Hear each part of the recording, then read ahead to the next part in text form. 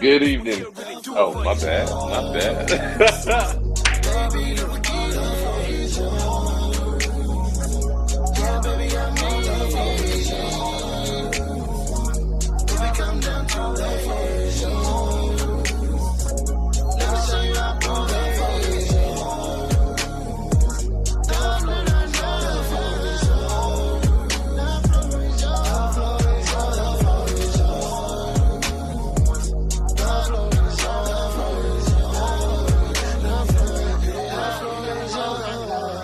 Now it's my turn to tell y'all about my big bro Gerard and the podcast crew. Good evening, everybody. You know what it is. Here we are back again. The Floor is Yours podcast, where no conversation is too taboo for us to throw on the floor and for us to have discussions about it. Well, hey, we got another dynamic topic to talk about tonight, but I gotta give props to my crew that's with me tonight. We got the wonderful, the beautiful, the intelligent, the lady herself, Miss IC, is here with us tonight, giving us the female perspective. You know, she's always going to keep it real, keep it 100 with us. And we got the one, the only, the man himself, Flex, the producer, in the house. He's going to be making sure that we stay on track and also that we are acting the way that we should be acting, behaving the way that we should be behaving. But I don't know. But you know, we like to do. We like to entertain, inform, and have a little fun at the same time. But always keep it real. We thank you for joining us tonight. We know that you could be doing other things, but you decided to spend your time with us, and so we consider it a blessing, and we want to be a blessing right back at you tonight. So tonight, ladies and gentlemen, hey, real quick, can we give a shout out to Deborah J? She was trying her dangest to get on here with us, but she's in the audience, man. So Deb, we need you in the audience, getting those conversations going and keeping us engaged. We're sorry that you couldn't join us, but we'll get you right for the next one. That's yeah, right, because that's I need you here, girl. We got the tag team back again. That's right. We got you outnumbered tonight, I see, but that's okay. We're gonna keep it respectful. Oh, y'all lightweight. Oh, okay. Well, that means No, I'm we just gotta go playing. extra hard tonight. Put like that Kevin Samuels on you tonight a little bit. Mix it up. Man. Now, tonight, we're going to be talking about a safe place in relationships. And as everybody knows, when you're in a relationship, one of the greatest privileges of being in a relationship is that you get to know someone intimately. You get to know their blemishes as well as their strengths. And so when you know everything about someone, how do you handle that and make sure that they feel protected at the same time? So we're going to be talking about that, how men feel protected from their women, how women feel protected from their men emotionally and spiritually. And so we're going to dive into it, and we hope it's a blessing to you. So we're going to open up. Gerard, I think you got a video for us. You're going to show a little something? Yeah, I'm going to show this video, and after the video, we'll come back and hop straight into the discussion. All righty. When the man opens up, when he really opens up, don't you use what he said when he was open to prove a point when you want to win an argument. You will never hear the full story from us ever again. And we'll start say stuff like this. How are you? Good. I ain't good, but I just ain't telling you. If I tell you something in a moment of vulnerability and you use it against me in an argument, you can forget me talking to you forever. And you keep talking about he quiet, he shut down, he's in his man cave, he won't open up. Because when he did open up, you shut the door on him. Hey, can I say something? I don't want y'all to think that this is a male versus female thing. That video was just very in tune with the topic. So, they can go both ways. So that video just happened to be from the male perspective. So I just want to state that. Yeah. Hey, facts are facts. I mean, that was real. That was one perspective. Yes, it was one perspective. And I like what you said. We are not against one another in this conversation tonight, but it's good that we are both clear about what men need and what women need. So yeah. I just hate that sometimes men feel like they got to shrink when they say this is what I need, and if that's what we need, that's what we need. So let's say this is what we need. Yeah, but I will say that the safe space is universal. We both need it.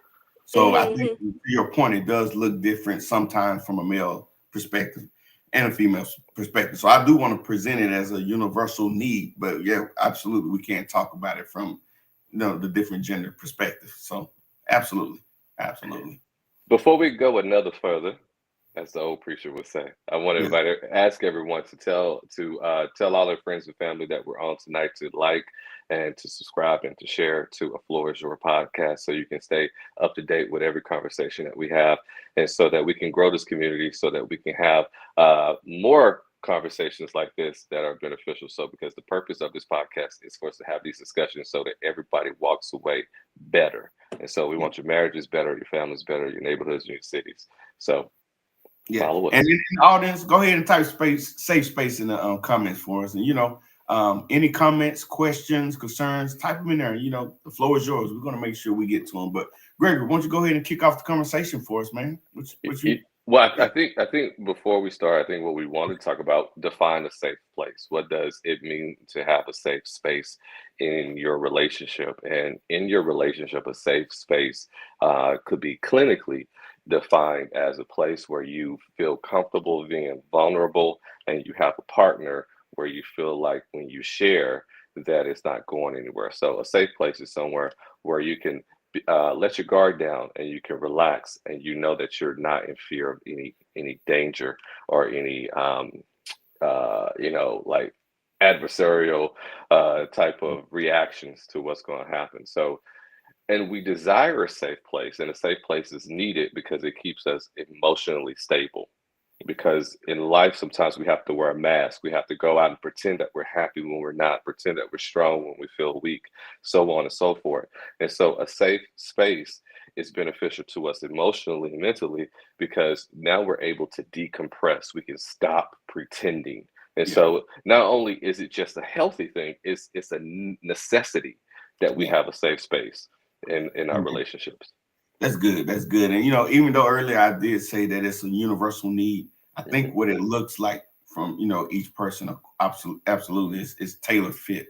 So I think if you look at it from a female's standpoint, if that man is leading the relationship, she knows that she's protected, she's secure, that she's not going to be ruled over, that kind of thing. And I think for men that he needs to know that he can be open and vulnerable and share what it is that he's going and needing from her without fear that, it's going to be weaponized later too. So those are just a few things I think that the safe space needs to take in consideration. But what I want to start with, and I talked to IC about this earlier, is that a safe space, number one and foremost, is not absent of accountability. And why do I say that? So I shouldn't get to be in a relationship and say like, hey, this is my safe space. So I can come to you, IC, and tell you what I did wrong. And hey, just because it's a safe space, now you don't get to say anything. Or if you do say something, I'm like, you know what? That's why I don't tell you anything, because you're judging me, you're going off and trying to, hold me accountable necessarily for that. And I don't think, again, that a safe space is absent of accountability. Would y'all agree with that? Oh, I agree wholeheartedly. If the safe space is for you to be for one another, because I don't want to just say male or female, is for each other to be able to come in and to take off some layers and let the walls down, to be able to express some hurts, some needs that are desired. But mostly when you go into a safe space, you're telling some things that you've had, some issues that you're dealing with, and so most of the time people come with that, and then they bring it in, but they don't want to hear. They'll call it rebuttal, but they don't want to hear what you may have to add to it if it's not going to make them feel comfortable on being able to share and get better. So you have to be careful with that, because manipulation comes in safe spaces too. Yeah, 'Cause absolutely. most people are manipulated because if they know that you care, I can always come with this nugget or this. I want to call it a dysfunction, because we do have dysfunction. We come with whatever our issues that we're dealing with, because we know that you will tend to us in that arena. Then you play on it. But then the minute we say, hey, when do we get past this point? Then all of a sudden now it's like, oh no, I want you to still, soothe my wound and not let me heal from it. Just let me be able to just use it to stay in this place. So there are downsides to that too. Gregory, I see that look in you, and I know you're enough to know, like, you're processing it, and maybe you don't agree fully with that. No, I do actually. I agree with everything she said. I think that real love is both comforting and confronting. Comforting, Yeah. confronting. Yeah. Good. Yeah. And so if I love you, then I should love you enough to call you out when I see you're not living up to your highest potential. And if I love you, I will nurture you when, those rough patches happen in life because it's bound to happen. Every day is not going to be a good day. And so when that happens, hopefully we have enough residual love in our account that that you can see the purity of my heart, that this is not an attack. This is not an attack. This is me putting a mirror up in front of you to remind you who you are and not to settle for the place and space that you're in right now. And even in those vulnerable moments, I think when you really love someone, you have to know if you love me and I reveal a vulnerability to you, you're going to remind me of a better course of action. You're going to remind me of a better way. And even though I may not want to hear it, I trust you enough to know that everything that you say is coming from a good place. Yeah. And I think that sometimes though, but what I think IC was hinting at was something I think is very critical also, is that we have people who don't know how to love correctly, who do love you but don't know how to love correctly. And so they don't give enough balance of love and compassion. It's just correction after correction after correction after correction, and there's no compassion mixed in with that. And when that happens, that feels like abuse. Yeah, absolutely. I like that. And you're right. I think too, you have to go ahead and set some boundaries or some expectations. And I think those expectations need to be realistic, like and fair, if you will. So can we go there? Like what would you, Gregory, in your sessions to couples when it's, we come in, me and IC, we going at each other's throat. And it's like, hey, I can't tell her anything without her blowing up and throwing it in my face. Yeah. Can you help us set up and establish some safe spaces in our relationship? Yeah, yeah. So the first thing I tell couples is number one, you always want to assume the best. Always assume that your partner is actually coming from a pure place, that their actually intention is to help you, but maybe their execution and how they help is off. But Okay, their so intent. Mhm. the intent, and that's from the person that's receiving the information. Because when you first said it, I'm thinking about the person that's giving the information.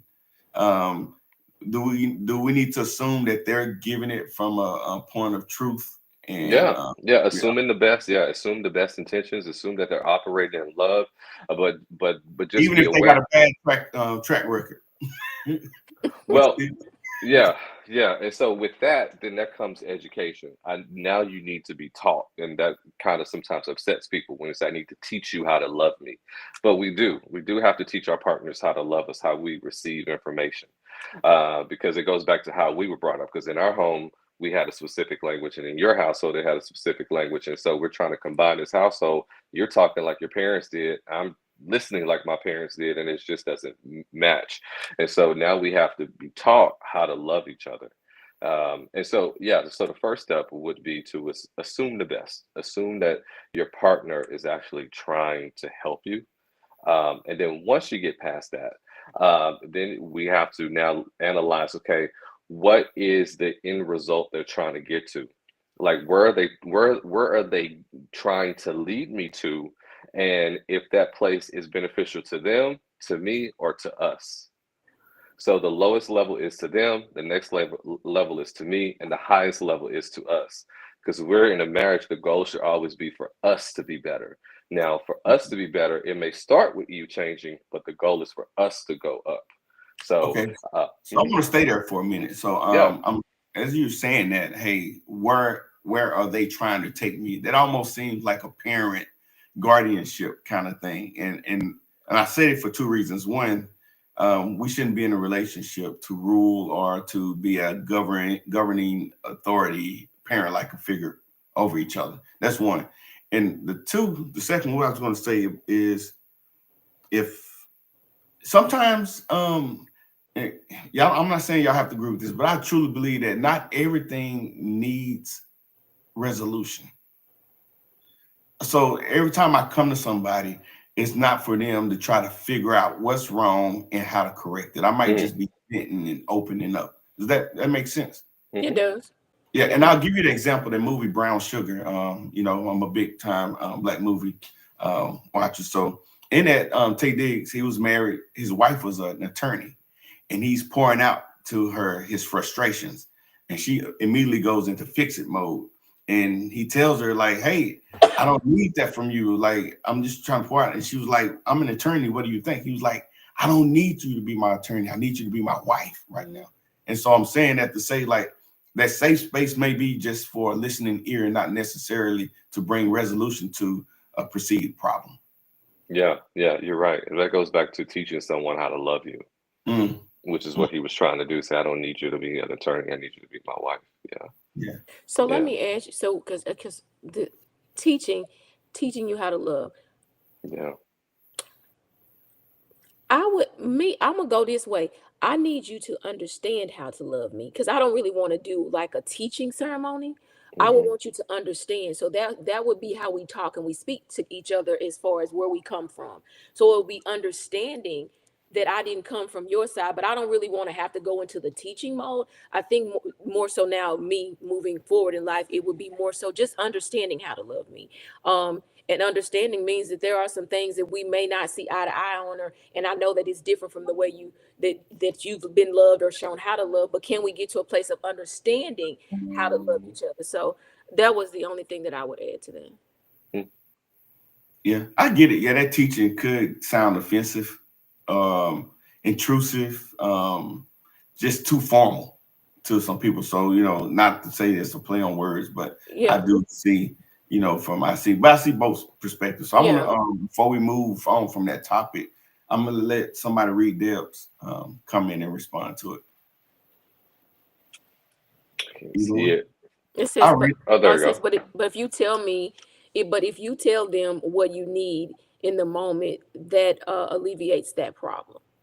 Yeah. So if I'm telling them, hey, I just need you to listen, that could potentially alleviate that problem. And I agree. And I agree, and that's the thing about, not, you don't want to be so formal, but I think that goes too with you knowing your mate.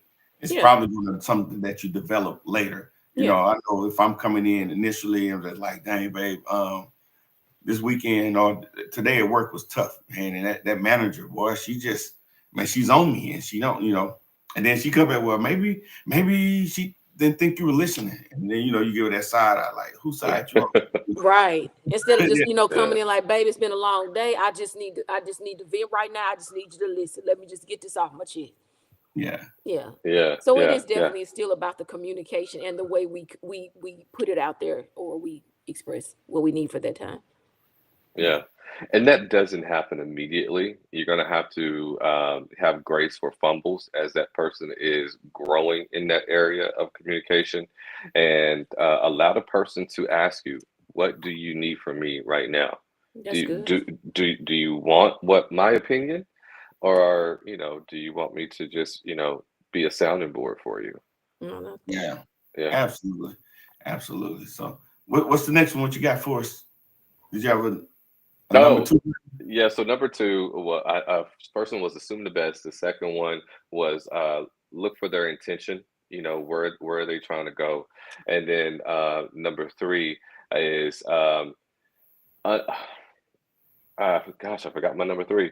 Is this an opportunity for growth? Because a lot of times when we have safe places, what we want, it was Mhm. just we want to be able to just to vomit and say what we want to say and not have, as you guys were talking about earlier, any accountability. I should be able to say that I don't like your mama and I don't like your cooking, and this is a safe place, right? But like, well, no, this is an opportunity for me to grow. Now I need to learn how to articulate myself, how to communicate to you what my thoughts are in not a harmful way. So the last one would be is what areas do I need to grow in also? Mhm. Yeah, that's Yeah. good. That's good. And one that is kind of understood that we didn't say, but it says build trust. Mhm. So build is in my mind is ongoing. It's I always say this though that, and I don't know if y'all agree, trust to me is not a feeling. It's a decision that I make to trust. If I have kids and I'm letting them drive the vehicle, for the first time they just got their license, I can be uneasy about the situation, Mhm. right? But so that's not the feeling that's going to dictate me letting them take the keys and go. I'm going to trust that what they learn in driver's ed and during their driving time with me is going to, dictate how they conduct themselves out there. So I think when it says build trust, we need to understand, one, that trust is not a feeling, it's a decision. And even though whatever they bring to me, may not be the easiest to digest, but if it's a safe space, I think that should dictate how I respond. Yeah, that's good. That's good. I would add to that is that in order to create a safe space, you have to live with integrity. Because if you are being, untrustworthy in the small areas, how can I trust you in the larger areas? Yeah. If you're sneaking shoes into the house that we said we weren't gonna, be spending more money, like, how can I trust that this is a safe space now? That kind of thing. So living with integrity also creates a safe space too. Yeah. And the other one, I got it here. It says set boundaries, and it says it's to establish clear and consistent rules and expectations. And we kind of covered that, but I like that it said consistent rules, because sometimes people change rules in the middle of the game, right? And especially when it's emotionally charged or something. And I'm not saying that that's an absolute, because sometimes you don't think of everything. You like, you know what?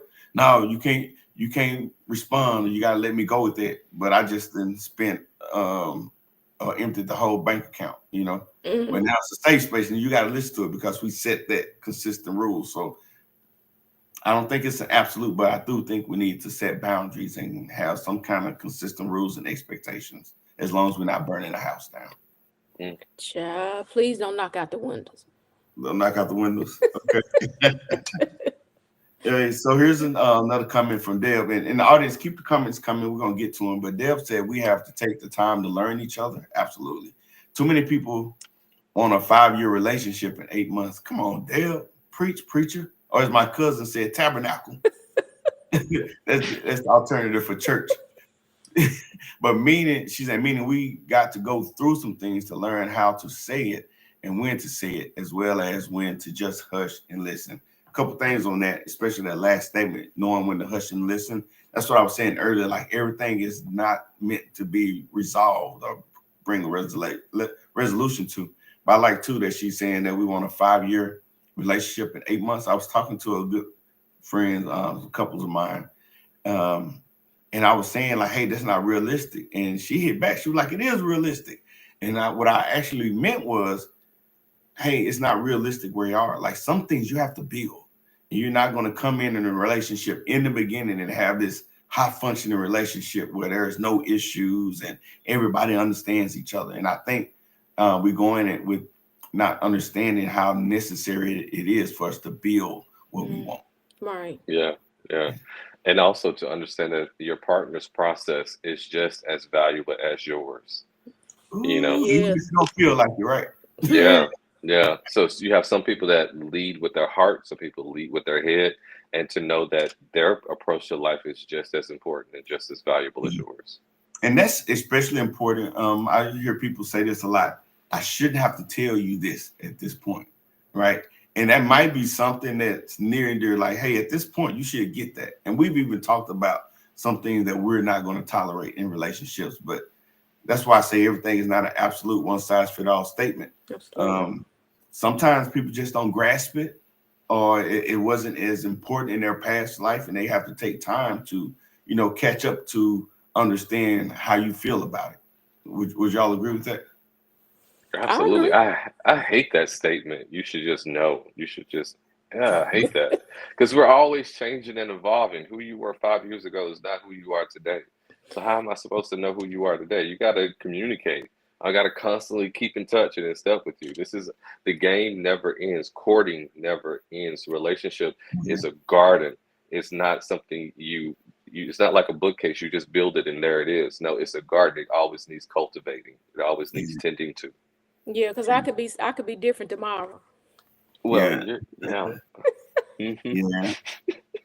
This one right here says show empathy. I think that's especially important when, especially when people make mistakes, or if we think they're just not at a certain level of understanding or being that we think we should do. So that ability to empathize, which is to know how another person should feel about a situation. I think that's super important too. When you Almost say, definitely, because we all are not going to. Everybody has a different way they're going to feel, and it would be very dismissive to disregard, yeah, the other person's feeling, because it is right, and I shouldn't take that away. And I've learned that if it's not, I may feel a certain way, but you have a right to tell me how you feeling, and not for me to say, well, child, it wasn't even that serious.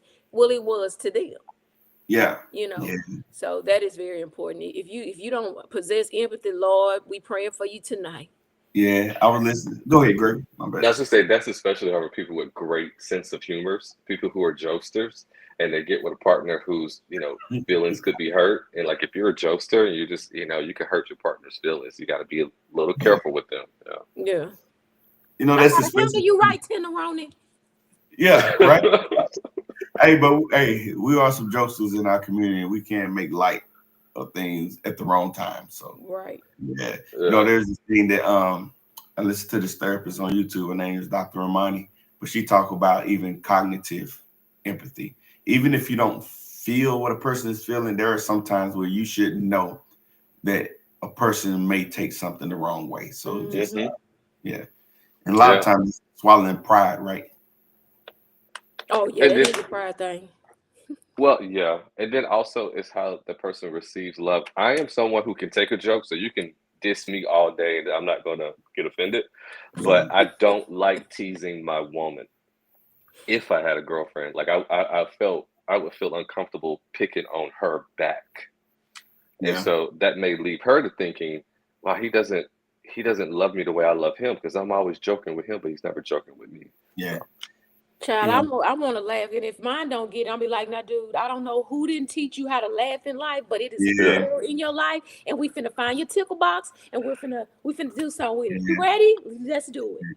And I think that's something that's so essential to a relationship. Like you need to know that up front. Yeah. Like Mm-hmm. that, man, that could be for me potentially a decision or help me make the decision on whether I want to move forward with that relationship or not. A good relationship, a good sense of humor is a deal breaker Yeah, for you. absolutely, man. Yeah. Yeah. But not a lot of, he don't like a lot of laughing. You so petty. You so petty. I'm finna X off this. Oh, I'm laughing too much. Misha, stop. Yeah. So here you go. Here's a good one right here. Active listening. Obviously, Misha is good at listening. So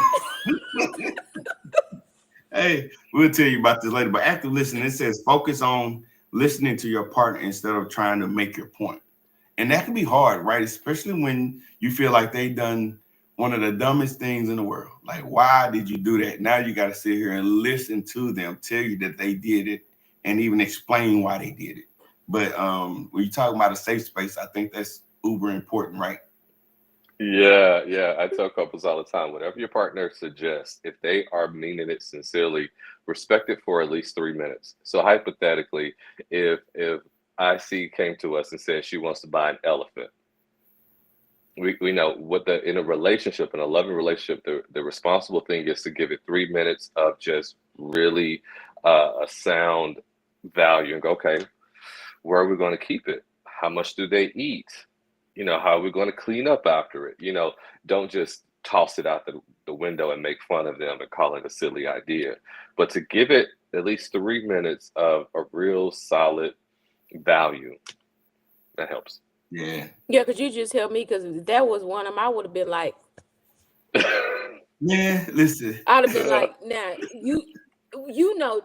elephant, we don't An even elephant, we yeah, don't even have a yeah. big enough yard for a dog at this point. Yeah, and Yeah. so that comes into alignment when your partner says, "Hey, I want to go back to school. I think Yeah. we should have more children. I think we should not have more children. I think about quitting my job. I want to change my career." Give it some time of really Yeah. solid consideration before you just dismiss it. Right. Yeah, when we were in our men's, we used to do these men's conferences, and I remember telling the guys, like, one of the greatest acts of love that you can show your partner is to listen. Mhm. It's to slow down, be quiet, shut your mouth, and listen. And even if it's like, hey, I want a elephant, and it's like, okay, tell me why you want an elephant, right? So it can seem ridiculous, but I do believe that like listening is one of the strongest acts of love that we can show our partner. And I'll go out on a limb and say this: if a partner doesn't listen to you and they interrupt you and doesn't let you get your point across, I ain't gonna go as strong to say they don't love you, but I can say they don't respect what you're thinking and what you're going through. That's very agree. that's very dismissive to me. Yeah, And that right there, it don't sit well. I promise it don't sit well with me. That's across the board with any relationship. So if you're dismissive and you child, I don't even want to hear that. That ain't even gonna work. That's rude. That is so rude. yeah. Did you say that right there? That Is right that there okay? is Just so checking. rude. Yeah. Yeah. Misha, So where are you from? Texarkana, because I was finna act like I really knew how to just do it. Texarkana. No, Yeah. Texarkana. I'm from Texarkana. Mm-hmm. Hey, here's another part too about the active listening. It said don't zone out or check your phone while your partner is talking. Oh So I yeah. think there's some two-way responsibility there, right? So when you're setting boundaries, I've been with long-winded people before, and they can go and go and go and go, and I intentionally, even in meetings at work, I see after a while people start to check out. So while you're right, I think you should make sure you don't zone out, but don't be too long-winded too, where you begin to lose your people, and now you just like that old Charlie Brown, like want, And we right? know when they done checked out, and that's when you should say, you know what, I gotta go ahead and get on with my day. You need to exit your own self. Yeah, You yeah. do. Well, so you got any other thoughts on that, Gregory? Yeah, I think that's a good relationship hack that when it's an important conversation, put the phone down. Hey, when you hear your partner says, "I got something important I want to say," drop your phone. Just Yeah, don't grab it anymore. I have the tendency to be long-winded, so I'm the person that has to learn how to edit myself. yeah. Yeah, and And this, I feel like even now with conversations or even dating, phones should just be put away. Like I'm intentional now. Like even if when I'm with my friends, Gerard and our homies and everything, I put my phone in my purse. I don't put it on the counter because at the end of the day, I should have let everybody know that at this point I've got something that I'm doing, and I'm trying to be very present. Because if it's laying out even on the table, a text message come up, we'll grab the phone and things like this. So just being a little bit more intentional that when you're in that space that hey, this is our time and other people can be, they can wait a minute. yeah. And I like that, and that goes back to what Deb said earlier, is we state our intentions. So if we're on an outing with some people, I think that'd be cool if I took the lead and said like, hey y'all, let's put these phones down, for a minute, and let's just enjoy each other. So that's something kind of like a lost art right there, but Yeah. I tend to agree with you.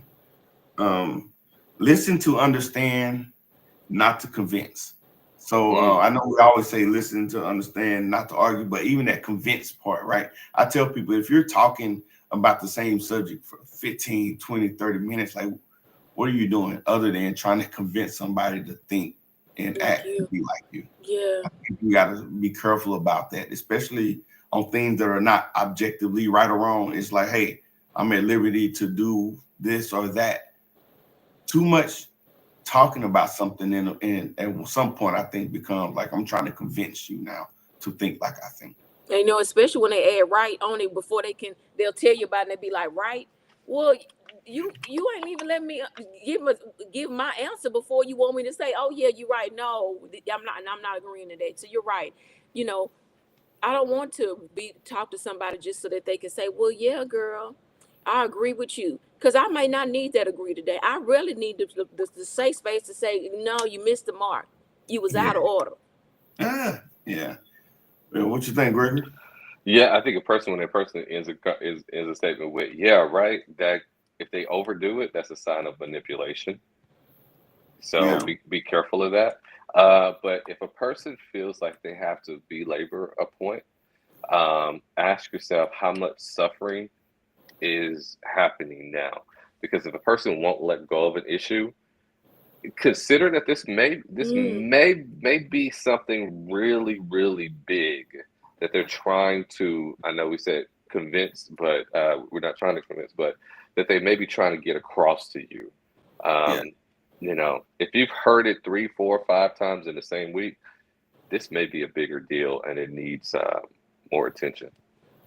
Yeah. And with that being said, again, so just so it's not like a general statement that we apply to everything. Let's think of an example like, hey, I see I want to go to bed at 9 o'clock.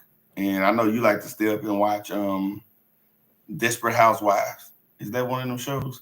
I mean, you over here lying, but I mean, we gonna roll with it, yeah. You know, like, man, Yeah. in a relationship, we supposed to go to bed. I want to go to bed at 9 o'clock, and like at 9 o'clock we want to go to bed, and we get up early in the morning. We need to go to bed early enough because I didn't get married to go to bed by myself. So yeah. Well, I mean, I already be in the bed anyway because my skin dried at 9, and I have to stay hydrated for the next day, so it won't be no problem. We going to sleep. Okay. We got 7 o'clock. Yeah, that'll be all right. It'll be fine. By then, 6 o'clock. I'm trying to get you to push back and show that in this instance, like me trying to convince you to do something versus, yeah, because just because you're hearing me, if I go way down to 6 o'clock, child, we ain't even taking a bed. We going straight to bed. We just made it home from work. Yeah. So no, I get it, but yeah, we're not gonna keep going like that. But and the thing about it is, baby, you can go to bed. I promise you, I'm gonna get off in there. I won't be all night. But go ahead and lay your head on the pillow. By the time I get in, I promise you're gonna be already probably halfway with one eye real halfway, and the next one gonna close by the time I put my feet up in the cover. Yeah. And that's you do have some people like that they gotta go to bed like in sync. Lord, that ain't, and 9 times out of 10, they probably once go to sleep. They over there with their earbud and like Gregory over there scrolling, got their phone on the lowest setting of the light where it won't even interfere with the may waking up. Yeah, that's too funny. So here's another one too. It says decide when you may need space from each other. Now, I think that goes to that trust thing, where you build that trust up initially. And because being able to communicate that, like, hey, I need some space from you, right? In a way that's not hurtful or offensive. Like, whatever I say, you got to know that I love you. So it's not out of hate, but I think it's normal to want space. It's healthy. Right? It's healthy. Yeah. And that's not saying, I'm finna leave for a week. I'm just, everybody needs a time where the day is for themselves. Or it may be, a day where you gone, but it is healthy. Everybody need a detox moment. Yeah. You can't put all of that pressure, responsibility on one person, to be your everything. You need a tribe, you need a community around you, and you need your own life. You need your own hobbies. You need your own way to recharge yourself. If it's playing golf or whatever, if it's going for a massage, what is it that you do for yourself that you're not so dependent on this other person all the time, 24/7? Yeah, because that can be a codependency, and we don't look at it like that. No, I just love my person. I just gotta be there. No, they need a little time too. Even a dog get tired of fleas, they scratch them off. What? Hey, so we're talking about creating safe spaces in a relationship. So we're gonna go to a commercial break, and we're gonna come back and continue the discussion. Hey, out there in the audience, drop your comments. Please put your comments in. And, if you got, please get your flea collar, I guess. Oh, bam.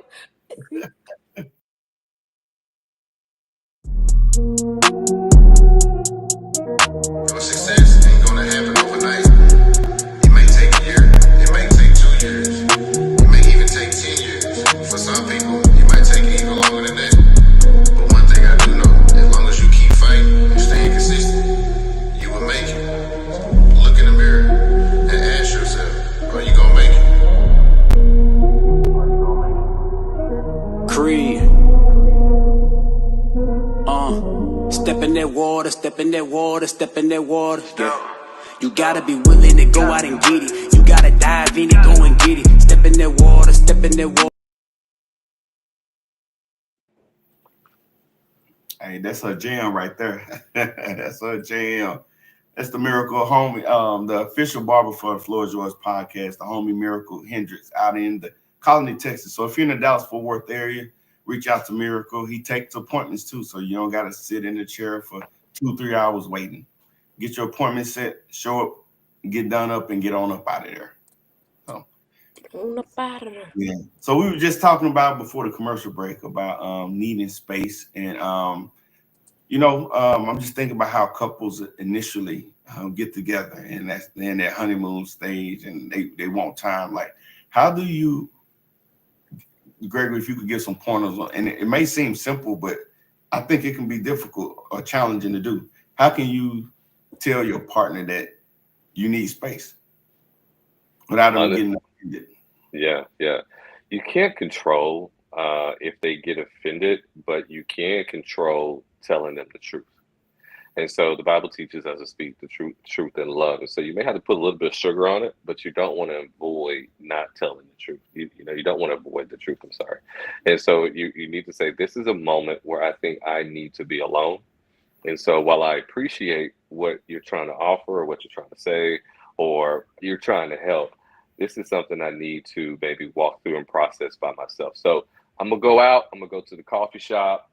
I'm going to go get some chicken wings. I'm going to go kick it with Gerard, or, go do whatever, play golf. But I'm going to, need to decompress by myself on this one here. And when I come back, I'll let you know how I'm feeling. I'll update you. Yeah. I see you got an issue with hearing that.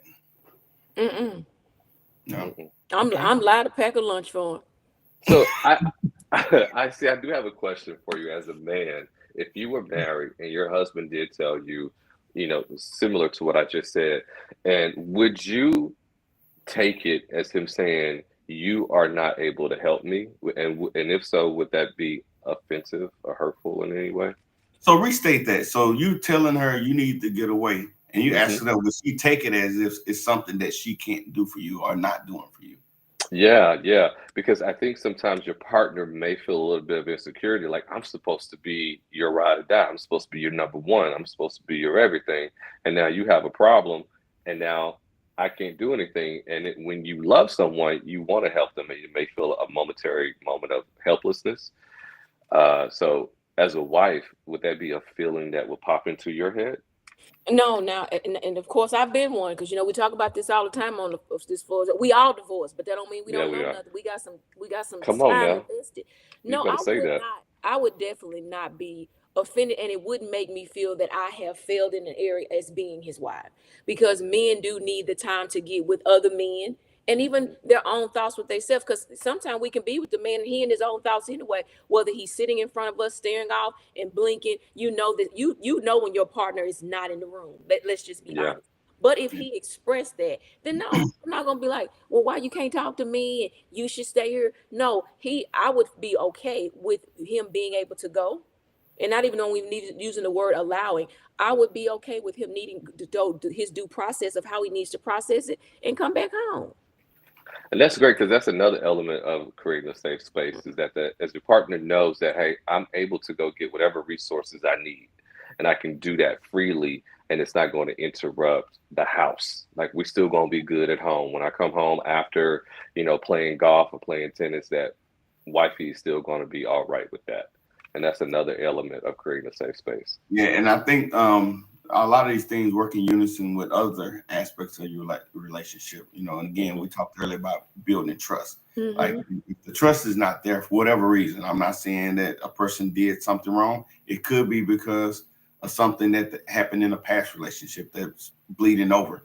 But if that trust is not established, and unfortunately, a lot of times we jump in relationships fast and we finding out in the heat of the moment that something is going on or whatnot. So it's building that trust, like this thing called safe space. It has to be as intentional as us resting and eating and all that. And unfortunately, we don't do it. And we're usually in front of a counselor, a therapist, or a life coach trying to give us the tools to first clean up the mess and then try to establish some tools that we can even move forward and be healthy with. So I'm just saying that to say that creating a safe space should be something that we are intentionally doing early in the relationship. And even to add to Gregory asked me that question, even upon returning home, I could be asleep, whatever the case may be. The way I'm built and designed, it probably be a sticky note on his pillow, on his nightstand. It just may give him just some of I love you, whatever something to give you strength, him strength. And then I'll be gone to bed, but at least there's some nugget to add to that doesn't take away from even allows us some reassurance to let him know, hey, I'm not offended by that, but it's indirectly. You see what I'm saying? It's not, I just want you to know, but just enough to add to that. I see you and Yeah. I see what you need and Yeah. it is okay. That may be a bigger issue for men because, men, we have a lot of value and we have a lot of self-esteem and being able to fix problems and to be fixers. And if we see a situation in our own home that we can't fix, it may hurt our egos. I'm using the word may, but I do find a lot of men struggle with that. Like my wife has an issue at work with her boss, and I tried to give her tips, but she says she'd rather go get her nails done. Sometimes that may affect our ego as well. Yeah. Well, I think it could go both ways depending on how you've seen relationships handled too, or situations in relationships and what you've gravitated from and what you've taken and absorbed into yourself and how you handle it. Or if there's always been, if you saw them, they leave the house, but they be cheating, things like that. It depends on, like they say, how you grow, mature, and navigate from that. But I've never been that one to be like, oh, if they go home, they home, is there something going on? If you ratchet, you just ratchet. And I probably knew that when I got with you, So you overlooked something in the beginning, right? What's done in the dark will come to the come light. to the light. Yeah. Yeah. And Chastity, appreciate the comment. Chastity said that's maturity and discipline. I think that was in response to us talking about if a person needs to take a break and get away. Mm-hmm. There's gonna have to be some maturity, but also some discipline to make sure that when I'm out and about that I'm doing the right thing. Right. Yeah. So Gregory, earlier you made the comment that when you speak the truth that you must speak it in love. Yeah. And so in this society, I can see the extremes often where someone is sensitive. I'm gonna go ahead and say it, overly sensitive sometimes. And even on the other end, where a person is so abrasive with their language, like they tell you, like, hey, you're just too soft. So that whole speaking it in truth and love, some people say, like, hey, I'm a straight shooter and I'm not going to sugarcoat what I tell you. So what advice do you have to tell people when you're talking about creating safe spaces if they want to be a straight shooter or if they're overly sensitive? No, wow, you got two things pop into my head, actually. A person that says I'm a straight shooter, or I just tell it like it is, at the bottom line, at the end of the day, all of those absolute statements is someone who doesn't know tact, is someone who doesn't know how to finesse, is someone who doesn't want to take the time to actually be compassionate or care. They don't want to have the emotional investment, because that type of, to be able to speak the truth in love, you have to be intentional about it. Some people, it comes easier than others, but when you love someone, you don't want to hurt them. And so when you're around someone like that, I would question if they really actually care about you or if they care about the results. They just care at the end of the day, you stop spending money, that you keep your weight down, or you do what I tell you to do. That person is toxic, and that person needs really needs therapy. And you actually need, the person that's getting responses like that needs to know how to create boundaries and know how to respond back to that or not respond to that, so that you're not belittled like that, because that's a toxic relationship. No one should be spoken to like that, especially as an adult in a relationship. No, that person needs to be kicked to the curb. The second thought that popped into my mind about what's funny, Texarkana. Because you said that they need you to be kicked to the curb. That's what's up. That's what's up. Yeah, they do. The second thought that popped into my mind is the issue of vulnerability. And vulnerability for a man is a little bit tricky, because our wives need to know what is making us anxious, what is troubling us, what is this burden that we're carrying. But at the same time, when we do come to our wives with, this is what I'm going through at work or in my mind, in my body, it creates vulnerability, but it also can be looked at as weakness. And men don't want to be looked at as weak. And if the problem isn't resolved in a reasonable time frame, the fear is that your wife will look at you as a man who cannot manage life. And so that can kind of create a little bit of fear in the relationship. And, she may start looking at you differently. So create a safe space, as we're talking about, requires both partners to be able to stretch a little bit, for the man to be able to say, okay, I'm going to appear weak for you, goes back to the Bible. They were naked and not ashamed. So emotionally, I want to be naked in front of you and show you that I'm going to be weak for a while. And can the wife handle that for a season? He's got to get through this. So what if the word changed from not weak, but just human? You're human and you have emotions. And I know that's different. That's probably difficult to do because I'm different. I don't look at it as a form of weakness. I realize men are human. I agree. They cry, I'm agreeing. they bleed just like I do. If I cut myself and you cut yours, you gonna bleed. If something hurt you, you may not cry outwardly at that moment like I do, but you may internalize. And later on at night when you laying in the side of the bed, the tears coming down your face. I just need to know you're human. I need to know that you feel. I don't think that you're weak, and I don't think, but because men have always been told, don't cry. If you do, it's this, that, and other. It's not that women even put that on men. Men have gotten that from other men. I think rationally you are correct. Intellectually you are correct. I see. You are right. I think in reality though, men, as you said, their experiences with Yeah. other men and other women, when they say, i.e., for example, hey, honey, they're hiring all of these new young guys now at the office and they got MBAs and I'm the oldest guy in the office now and I'm a little afraid if I can keep up with them. I'm feeling nervous about the workplace now because these young cats are taking over. And after a while, if he still keeps doing that, it does create like this scenario of like, okay, how are we going to make it? And that's hard for a man to do based on past experiences. So intellectually, you are correct, but experientially, men have probably been scarred and bruised so much that it's very, very difficult for them to come forward and I'll add to that. I think you're right, Gregory, that men can be, but that's why we focus so much on how to heal and grow and be better. And part of that is not just us, masking and acting like we're invincible. Who we pick, we always talk about this. Like our picker needs to make sure that we're aligning with people that won't take advantage of us, because it's a heavy burden to carry to walk around like I'm invincible and like nothing hurts me, and it doesn't allow me to operate in truth with my mate. I mean, part of being vulnerable is also being transparent, right? I have to be transparent to let her know, like, the way you said that, it wasn't cool, and I don't gotta say that hurt my feelings, but I can let her know that wasn't cool the way you said that, and I might even raise the temperature a little bit and say, and don't say it again. Put your foot down. Yeah, like, hey, do not talk to me like that, Little and spice. I think that's okay to say. So that's just me. Yeah. The intention of vulnerability, just for those who are listening, vulnerability is to give direction. But the purpose of vulnerability is to say, when you do this, it causes this effect. So when you tease me about my nose, it makes me feel insecure. So don't tease me about my nose. Vulnerability, in essence, is direction. It's not weakness. So I see you are correct. Vulnerability is supposed to direct your partner on how to love you better.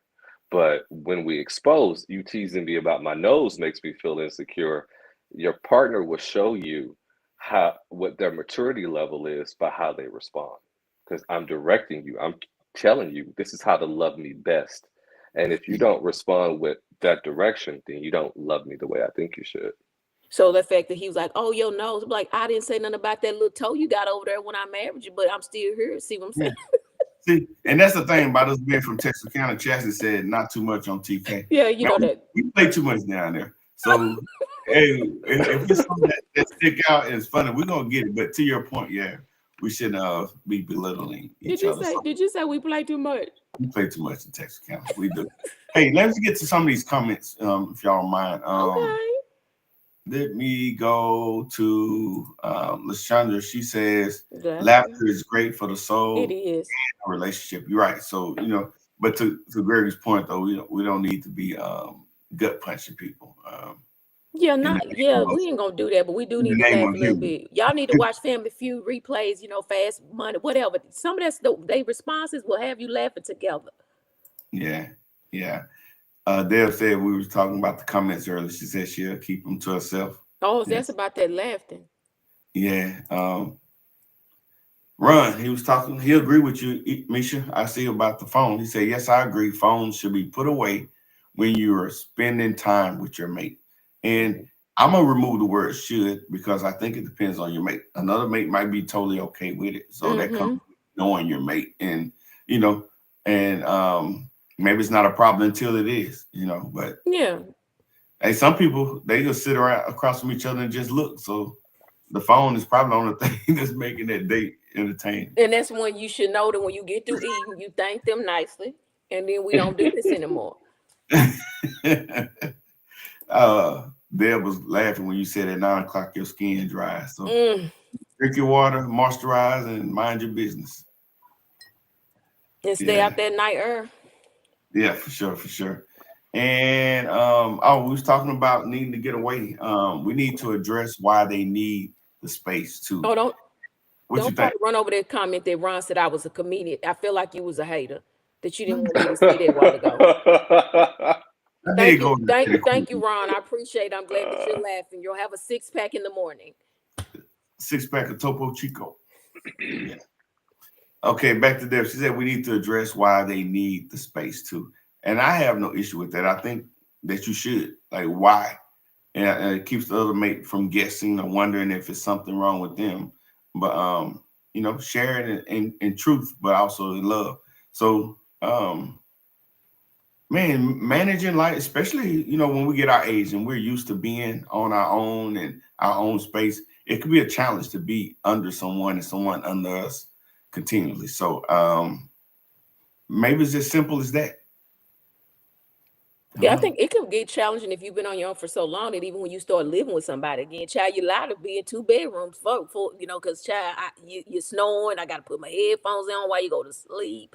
No, it's okay. But no, I mean, yeah, it can be challenging.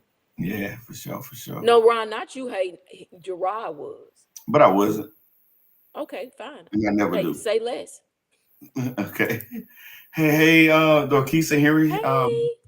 They say sometimes better late than never. We're glad you showed up to the party, and be sure you go back and hit replay on the show and catch up with us. But we've been talking about safe space in relationships, and go ahead.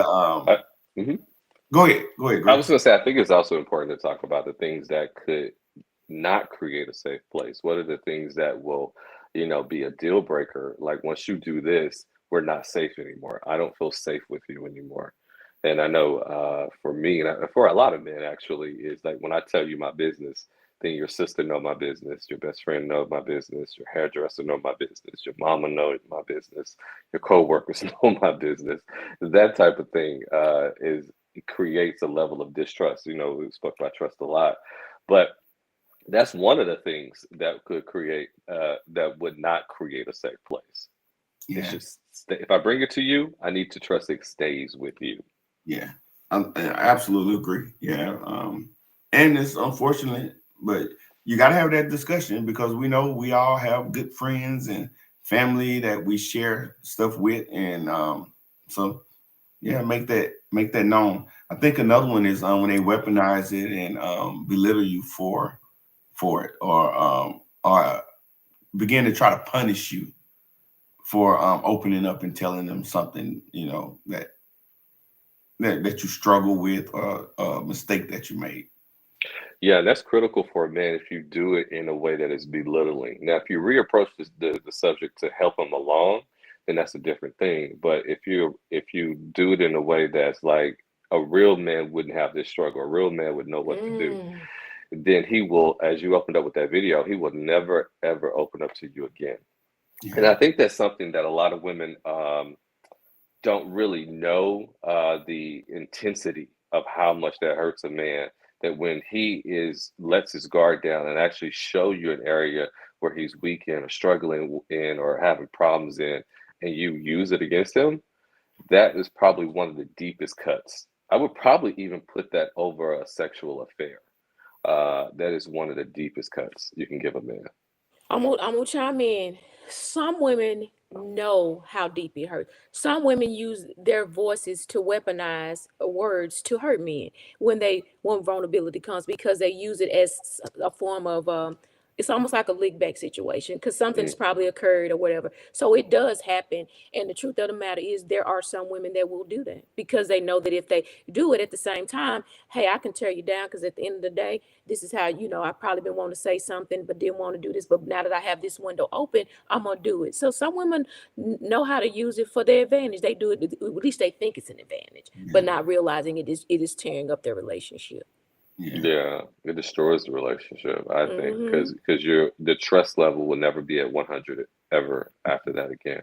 Right. What's the biggest offense for a man that will, you know, make it not a safe space, in your opinion? I know you don't speak for all women, No, I don't. Um, but you the speak for a lot big of them. No, I probably don't. Um, the biggest offensive in a safe space for me, my safe space is just knowing that you see me, that you're present with me. I don't like if you're dismissive with me, I ain't safe when I'm in a dismissive environment. So dismissiveness does not work for me. I need Mm, to know that when when I need you to be there, just to support, and it ain't about money or anything, but just being that place where I can come and I can just release and you're listening. Not that you just okay, you in the room, but you're not really. You're just there because I said I wanted to talk. That's dismissive. I just really need to know that you are listening to what that I have to say and how things make me feel, even if it ain't with my mate. But just being present for me is the most important to me. So I that don't like intimidating behaviors. How about that? Yeah. that's good. That's good. Mm. When you opened up with "I see you," I think that was huge. That's Hmm. huge because when you're with someone, one of the hardest things to do is accept feedback from somebody who you know their flaws. Mm-hmm. I heard like Pastor Jeremy Flowers spoke about that. Like he said, when he got married, his wife started to give him advice about how to change or be better. He was like, "But you're jacked up just as much as I am. Why am I going to take advice from you? I know all of your blemishes." And so, one of the things that we find in relationships is that, hey, when you have the privilege of knowing someone intimately, you know their strengths and their weaknesses. And like, now I have to take advice from you. Hmm. That could be challenging. But when you truly see somebody, you see them 360 and you realize that they are hero and human at the same time. And so they have strengths over here and weaknesses over here as we do, but we can honor the hero that's inside of them and also acknowledge that they're human at the same time. Because within the hero, I'm still her. Oh, that's Yeah, look at you. Look at you. I like that. I like that. So, mm, hey, this Bars. is where we're gonna, yeah, straight up bars. So we're gonna wrap it up. This is where we let I see Miss Inspirational Chic just give us some good words to walk away from the show with, and something that we can use when we enter our relationships, like how important is safe spaces, tips, whatever it is that you want to yeah, and I have. think we've talked a lot about just more so like male, male and female, but I do feel like we need to take it to a broader perspective, a broader area, I should say, simply because we lean on each other a lot in friendships, right? And there's sometimes that, you even have to have the boundaries there because I can be a safe place, but I don't want to be drained either. And some people will bring so much to you that you have to learn to get to a place. And Gerard knows this because I share things with him. There are times I've intentionally not answered my phone, and I would do it at a particular time at night because I'm not allowing myself to take on your heaviness, your burdens, or whatever that you're going through. And I got to go to sleep with you on my mind when it's supposed to be safe. So I don't even come in my house with certain conversations. So we're gonna sit in my car, or I'm gonna tell you I'm gonna call you tomorrow. But if I know this is how you operate, I've learned to be able, like you said, do it in grace to finally be able to say, I want you to know that I do not answer my phone for a certain reason because I know when you're calling me, you're always calling with this. And I'm the person to be here for you, but I can't just allow everything to just be this is what you call me for. So I'm learning across the board that everybody needs to know that you should set boundaries in a safe place for yourself with other people. You don't have to let them be your safe space, but the safe space that you have for yourself. We don't do enough safe spacing for us. if this is my safe space, I'm not letting toxicity come in. I'm not going to keep hearing the repetitive stuff of things that just keep going over and over again. And you come with me when I really want to say, but you'll be over there hanging out with Billy and Jelly tomorrow, but then you'll come back to me and want to talk about it. You have to learn to cut things off. You got to learn to guard your own mind, your own heart, your own emotions to be able to safeguard how you stay healthy for you. So even though this was talking about safe spaces for other people, I want people to take out the time, make the safe space for yourself. What things you are not allowed to come in and to disrupt where you're growing, evolving, how you want to be better, moving into even another relationship personally with a man or new friends. You got to know that, hey, baby, this soil has been tilled over here. And the seeds you're trying to bring, I just don't allow them no more. So even though that we were talking about the topic for another way, we're going to talk about us today because that's where I want to be. Everybody needs a safe haven for themselves. And when you can master that, you'll be able to do that in any other relationship in your life because you work with yourself first. So I'm on this self-evolving situation in life. And a lot of us are not taking the time out to do it before we get into this other safe spaces for other people. Are you safe with yourself? Do you sit with your own thoughts? Can you talk to yourself and say, girl, you know you was wrong for that, you missed it. Can we do these things with us personally first? Because I want to know that if I wrote down a list who I could trust first, am I the first person on the list? Can I trust myself before I'm looking for somebody else? So that's all I really got. I don't really have a whole lot, but I think that's enough within itself. Start with you. Be your own safe haven at this point. That's good. I love it. That's good. That's great. How you want to follow that up, Gregory? I don't know if I can. You can, Gregory. I don't know if I can. Come on, G-Flow. This is what I think. I think that before we run to anyone, we need to first run to God. And so in God, we will find clarity in the direction that we need. And if your partner doesn't understand that, then you're with the wrong partner. Listen, if hurting me doesn't hurt you, then you don't love me. And so you will allow me to do what I need to do in order to become the best version of me. And so sometimes that means I may need to do what Jesus did many times, even with his disciples, his closest friends. The Bible tells us repeatedly that he stealed away to a quiet place to pray. That means even with his closest group, his ride or dies, he still had to get away and be alone with God. And so for anybody who feels like they're unsafe right now, I go old school on you. Still away to Jesus. Find a quiet time. Go to a quiet place and get reconnected with Christ so that he can guide you along. And in that stillness, in that quiet time, you may find the direction that you need. And your partner is only there to supplement what the vision that God has already given you. So God gives you the vision, your partner helps you pursue that vision. And that is the real purpose of a good partner, is that I see the vision, I understand the vision that God has on your life. Now let me help you achieve that vision that God has. Yeah, that's good. That's good, man. We had just talked about that too, Gerard, earlier about what would Jesus confirmation. You need to do what Jesus did. Yeah, don't just say what we do. What did he do? Yeah. So he turned over tables. Oh yeah, he did that too. So real quick, I just want to restate. And he drank a little. Yes, did he? I don't never see that in there, but hey. At the wedding, he turned water into wine. Yeah, he didn't say he drunk it though. He just turned. At the Last Supper, this is my body that's been shed for you. As often as you do it in remembrance of me. And likewise, he took the wine, he drank it. Said, "This is my blood that's been shed for you. As often as you do it in remembrance of me." Word. Yeah. Okay, I love Jesus. So real quick, just mine before we go off. We stated earlier how important and how essential and necessary safe spaces are to our relationships. But what we don't want people to do is weaponizing the safe space and using it as a get out of jail free card. So what we said earlier is that safe spaces are not absent of accountability. So while it might not be the time right then and there to address whatever it is that I'm bringing to you, but if it's something that needs to be corrected, we need to be corrected, but also be corrected in love. So again, it's not a get out of jail free card that I use anytime I do something wrong. Hey, baby, this is our safe space. Let me tell you what's going on. Wow, that's off my chest now. I'm gone. So it's not. Yeah. And lastly, one other thing is this divide that's going on between men and women in our community. Mm. And we've mentioned it several times before, and I think it's even more necessary to talk about it now.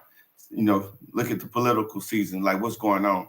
Like I'm not overstating when I say we're under attack.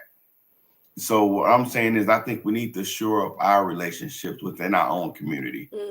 And I sent out a message earlier in Messenger telling the ladies, like, I love you, Black woman. And I think that when I say that, it's not just cliches. Like, I really do in the way I feel and in my behavior.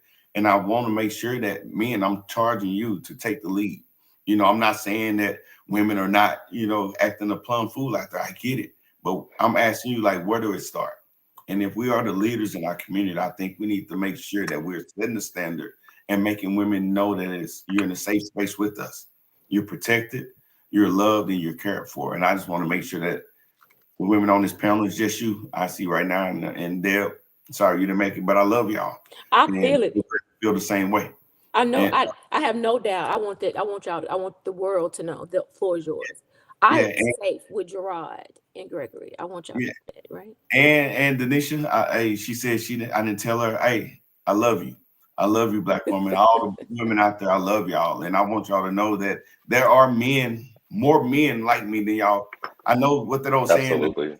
The squeaky wheel gets the oil. Yeah. The loud, obnoxious dude, they seem like they are the majority, and it's not.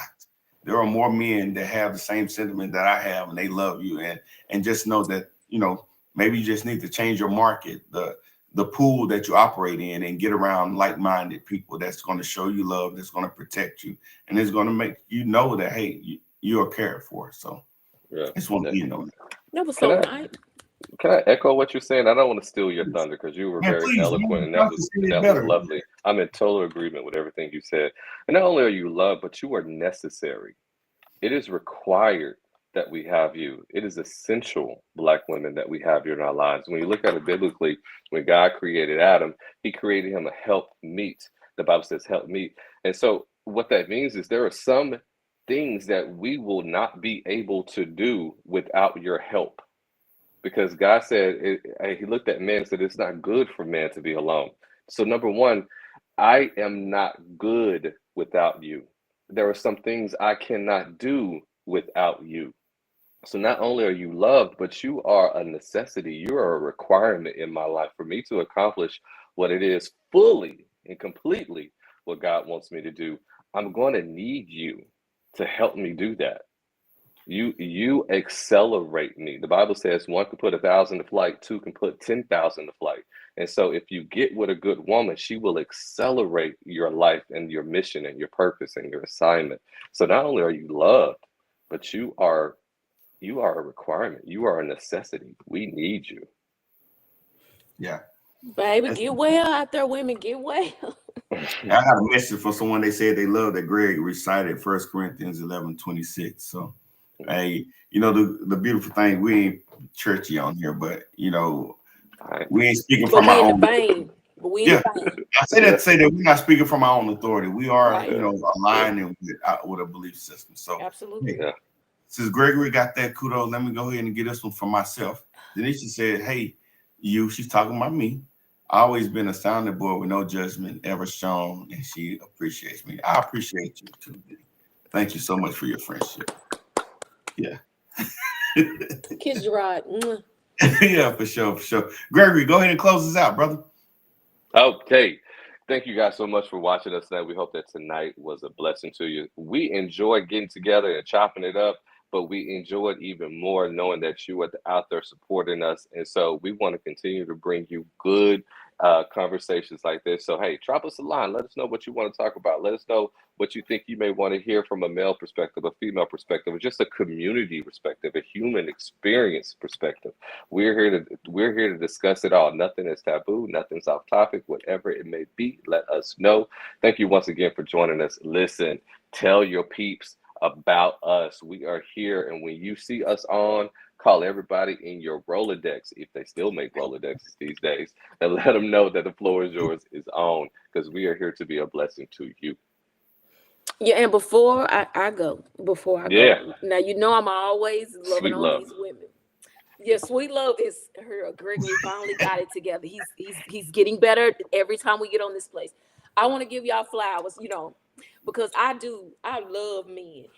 Whether they broke in a hole or in the process, I just love them because at the end of the day, it is a vice versa thing. We do need men as well, and I know we good at trying to say we don't, but I see she loves the men in her life, and I want every black man to know that he is of value, and just to know that you are seen, and that we are I am rooting for you to be the best version of yourself to the greatest capacity that you have within you to fulfill purpose in the earth and to be loved correctly and to be freely to be yourselves, and just allow the fragrance of the cologne that you wear to be exuded in the earth so that somebody's sniffing to find you to come into their life. But I love y'all. And just know that, hey, I'm always fighting for y'all, even behind closed doors. Mwah!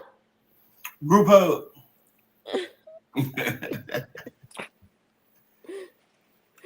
Greg, like this. Wakanda forever. That's right.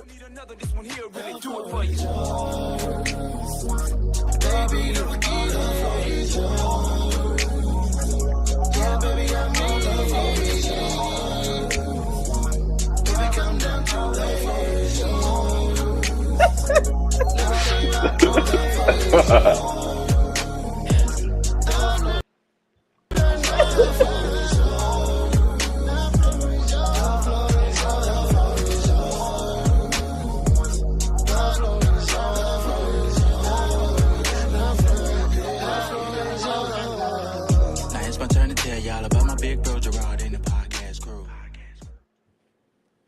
One for the road. I almost threw some lotion at the screen for Gerard elbows. That's ministry. I love that. That is love. Yeah.